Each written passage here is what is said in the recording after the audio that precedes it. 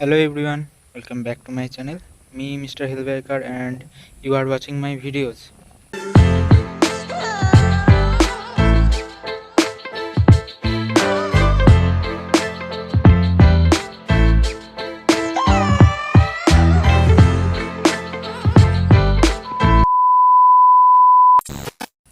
So today তোমাদের জন্য আবার একটা রিভিউ ভিডিও নিয়ে চলে এসেছি। তো আজকের রিভিউ ভিডিওটা হচ্ছে একটা আন্ডাররেটেড হন্ডার বাইক। সো বাইকটা হচ্ছে হন্ডা এক্সব্লেড 160। তো আশা করি তোমরা সবাই এই বাইকটা সম্বন্ধে জানো। তো খুবই আন্ডাররেটেড একটা বাইক হন্ডার তরফ থেকে, হন্ডা ফ্যাক্টরি থেকে। সো আজকে এই ভিডিওটা ডেডিকেটেড হচ্ছে হন্ডা এক্সব্লেডের ওপর। এই বাইকটার ফুল ডিটেল রিভিউ করব, তোমাদেরকে বলবো যে এই বাইকটা কী কী ভালো, কী কী বা specification key, A to Z সব কিছু শেয়ার করবো তোমাদের সাথে। তো ভিডিওটা লাস্ট অবধি দেখবে।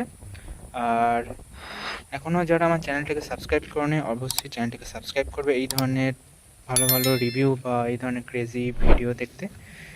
তো চলো শুরু করা যাক। সো ফ্রন্ট থেকে যদি শুরু করা যায় তাহলে হেডলাইট ডিজাইন কিছুটা এরকম পাবে, অনেকটা ওয়ারিয়ার লুক দেয়। তো কিছুটা এরকম অল এলইডি সেট আপ। তো তোমাদেরকে আবার জ্বালিয়ে দেখিয়ে দিই। তো ইগনিশন অন করলে এখানে একটা ডিআরএল জ্বলে, অ্যান্ড যদি স্টার্ট অন করা হয় তাহলে কিছুটা এরকম হেডলাইটের লুক হচ্ছে কিছুটা এরকম একটা ওয়ারিয়ার লুক আসে। So that's it. অ্যান্ড যেহেতু ইগনিশন দেওয়া হয়ে গেছে তো তোমাদেরকে একটা কুইক সাউন্ডটাও শুনিয়ে দিই।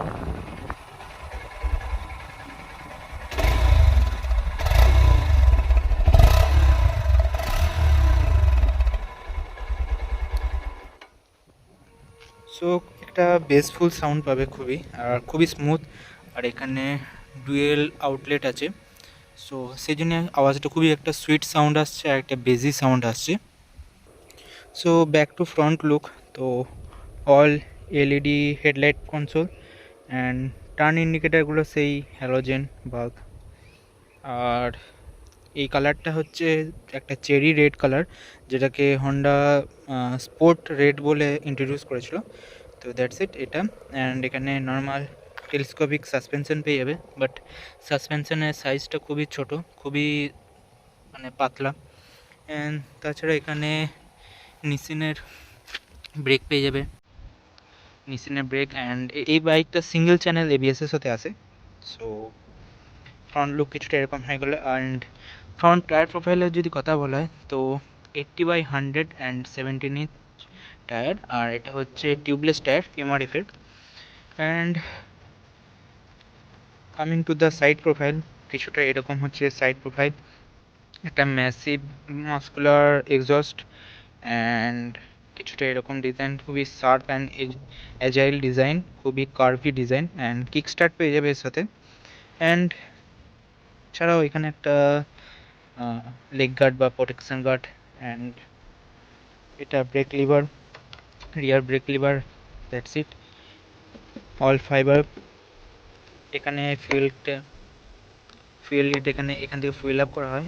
সাইড প্রোফাইল কিছুটা এরকম, এখানে সিলভার ফিনিশের সাথে আসে। অ্যান্ড এখানটা সব ফাইবার, ব্ল্যাক ফাইবার।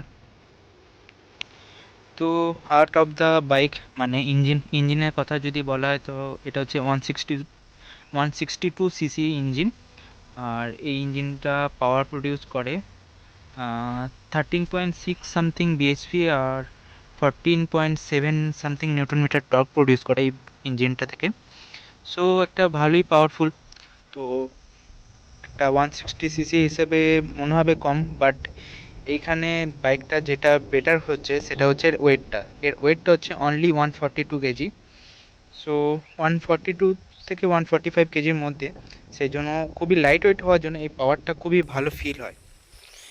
রাইডিং করার সময় আন্ডার পাওয়ার খুব একটা ফিল হয় না, খুবই স্মুথ অ্যান্ড এজাইল ফিল হয়। সো এটা ছিল ইঞ্জিন স্পেসিফিকেশান।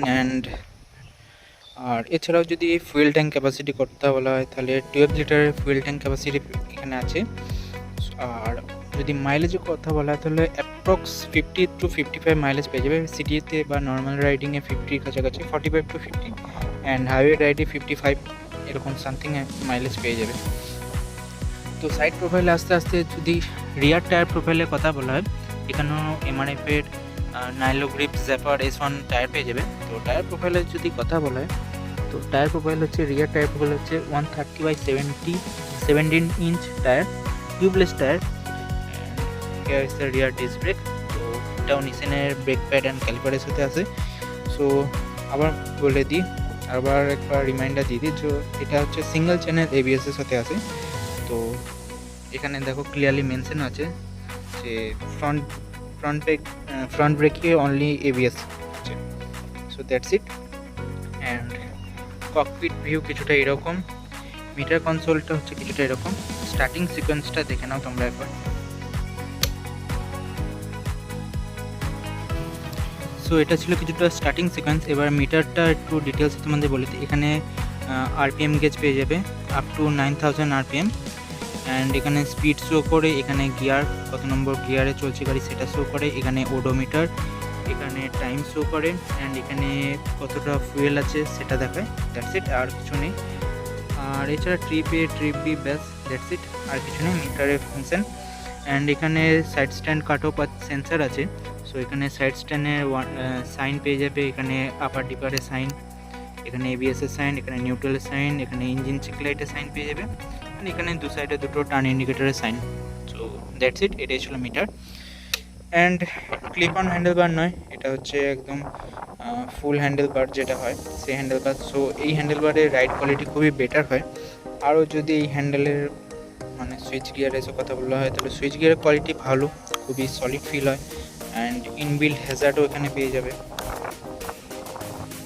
সো এখানে ইনবিল্ড হ্যাজার্ড, এখানে ignition switch, ignition on and অফের সুইচ, এখানে ইগনিশন, অ্যান্ড এই সাইডে আপার অ্যান্ড ডিপার, এখানে পাস বাটন, এখানে হর্ন, এখানে indicator, that's it. And clutch, মানে যারা হন্ডা গাড়ি চালায় তারাই একমাত্র জানে যে হন্ডার ক্লাচ কতটা স্মুথ হয়। জাস্ট ওয়ান ফিঙ্গারে ট্যাপ করা যায়, এত স্মুথ ক্লাচ হয়, খুবই ভালো, মানে ক্লাচ ফিডব্যাক তো টপ নচ। অ্যান্ড এই সাইড থেকে যদি বলা হয় গিয়ার, তো single side gear, and five speed gear বক্সের সাথে আছে। গিয়ার বক্স খুব যে স্মুথ বলবো তা নয়, একটা মিডিয়াম সাইডের, আর একটু গিয়ার বক্সটা স্মুথ হওয়ার উচিত ছিল, বাট কোনো প্রবলেম না, গিয়ার শিফটিংয়ে কোনো প্রবলেম হয় না, ক্লাচ খুবই স্মুথ। তো not a big problem, but হ্যাঁ আর একটু বেটার হওয়া উচিত ছিল। সো দ্যাটস ইট। এটাও ইঞ্জিনটা কিছুটা তো একটু নোংরা রয়েছে, একটু কনসিডার করে নেওয়া, যেহেতু এখন বর্ষাকালের সিজন, বুঝতেই পারছো। সো সাইড প্রোফাইল কিছুটা এরকম, সারি গার্ডের নামে একটা ছোট ফাইবারের জাস্ট একটা কাউল টাইপের, অ্যান্ড দ্যাটস ইট। এখানে হ্যান্ডেল গ্র্যাব হ্যান্ডেল পেয়ে যাবে। অ্যান্ড রিয়ার লুকের কথা যদি বলা হয়, রিয়ার লুক কিছুটা এরকম, ওয়ারিয়র স্টাইলের টেল লাইট, অ্যান্ড এখানে নাম্বার প্লেট পেয়ে যাবে, and again halogen indicator. So rear break light কিছুটা এরকম ওয়ারিয়র স্টাইলের, অ্যান্ড এটা যখন ব্রেক প্রেস করা হয় তো নিচের পোর্শনটা আরও ইলুমিনেট হয়, অনেকটা ভালো ফিল আসে রাতের বেলা দেখতে। অ্যান্ড দ্যাটস ইট, এটাই ছিল কিছুটা প্রোফাইল। অ্যান্ড রিয়ারে মনোশক আছে, মনোশক সাসপেনশন আছে, তো এখানে দেখতে পাচ্ছ তোমরা নিচে রেড কালারের। ব্রেকিং পারফরমেন্সের কথা যদি বলা হয়, তো ব্রেকিং পারফরমেন্স খুবই ভালো, স্টপিং পাওয়ার খুবই ভালো। তো যেহেতু লাইট ওয়েটেড বাইক, সেই জন্য হ্যান্ডলিং খুবই ভালো, মানে সিটিতে চালানোর জন্য বা নর্মাল হাইওয়ে রাইড বলো, খুবই কমফোর্টেবল রাইড। আর সিট হাইটের যদি কথা বলা হয়, তো সিট হাইট হচ্ছে 790 অ্যারাউন্ড। তো শর্ট হাইট যারা আছে তারাও চালাতে পারবে। সো সেই হিসাবে শোল্ডার পেন বা এই ধরনের কোনো কিছুর সম্ভাবনা থাকে না, যেহেতু সিট হাইট লো, অ্যান্ড বাইকটার কার্বোরেটও কম, সেই জন্য হ্যান্ডলিং করা খুবই easy. And handling, oh my god, বাইকটার হ্যান্ডেলিং টপ নচ, খুবই স্মুথ অ্যান্ড শার্প হ্যান্ডলিং হয় বাইকটা। অ্যান্ড এখানে একটা ছোট্ট পাড়া কাউলের মতন আছে, কিছুটা লুকটাকে এনহ্যান্স করে, বাট কোনো ফাংশনাল কিছু নেই। And that's it. BS6 গাড়ি, তা সত্ত্বেও কিক স্টার্ট আছে, সেটাই বিশাল ব্যাপার। BS6 গাড়ি হওয়া সত্ত্বেও কিক স্টার্ট রয়েছে, খুব কম গাড়িতেই আছে BS6 যে কিক স্টার্ট। সো সেই জন্য যারা একটু ওল্ড স্কুল আছে, যারা একটু কিক ভালোবাসে, যারা ওল্ড স্কুল টাইপের, তাদের জন্য খুবই একটা ভালো জিনিস যে নতুন গাড়ি হওয়া সত্ত্বেও কিক স্টার্ট পেয়ে যাচ্ছে।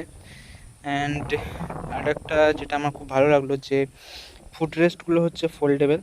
সো ক্রাশ বা গাড়িটা যদি পড়ে যায় কোনোভাবে, তো এগুলো অটোমেটিক ফোল্ড হয়ে যেত। ম্যাক্সিমাম গাড়িতে কী হয়, এখানে স্প্রিং থাকে যেটা ফোল্ড হয় না, মানে ফোল্ড হয়ে গেলেও সঙ্গে সঙ্গে নেমে যায়, তো সেইগুলো ভেঙে যাওয়ার চান্স বেশি থাকে।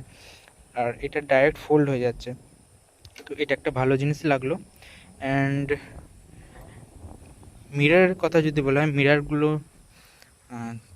স্টাইলিশ অ্যান্ড ভিউ প্রোভাইড করে খুব সুন্দর, মানে রিয়ারে ভিউ খুব ভালো প্রোভাইড করে, কোনো রকম মানে ফ্যান্সি জিনিস নয়, অল ওয়ার্কিং জিনিস।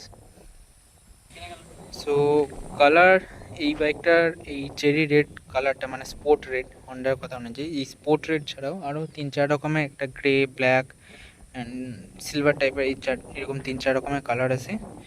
অ্যান্ড যদি বাইকটার প্রাইজিংয়ের কথা বলা হয়, তো অলদো আজকের ডেটে এই বাইকটা ডিসকন্টিনিউ হয়ে গেছে, তো এর জায়গায় এখন SP160 বা হর্নেট 160 এই ধরনের বাইকগুলো চলছে বেশি।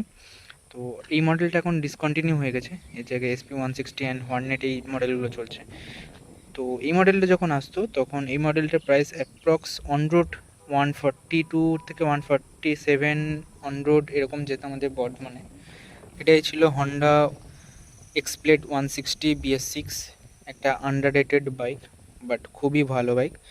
তো ভিডিওটা কেমন লাগলো আমাকে অবশ্যই কমেন্ট করে জানাবে, বাইকটা তোমাদের কেমন লাগে আমাকে সেটাও জানাবে।